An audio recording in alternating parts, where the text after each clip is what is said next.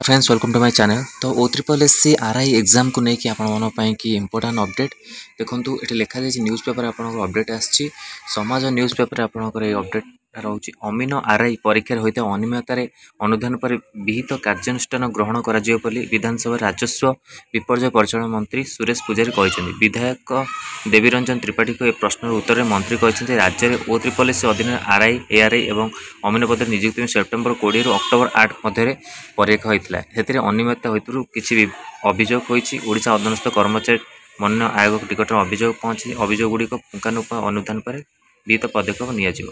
तो यहाँ आपंकर अपडेट आसी RI एग्जाम कि तो RI एग्जाम आप अपडेट आसूची मझे मझे तो आपण जहाँ भी आगू अपडेट आस पाइपर। तो यहाँ इंपोर्टेंट अपडेट थी आपण कि O3SC RI एग्जाम को लेकिन वीडियो भल लगी लाइक को शेयर करूँ। आम चैनल प्रथम थर पर चैनल को सब्सक्राइब करूँ और ये कंटेंट बेल आइकन को क्लिक करूँ जैसे समस्त नोटिफिकेशन आप पहुँची पारे। धन्यवाद।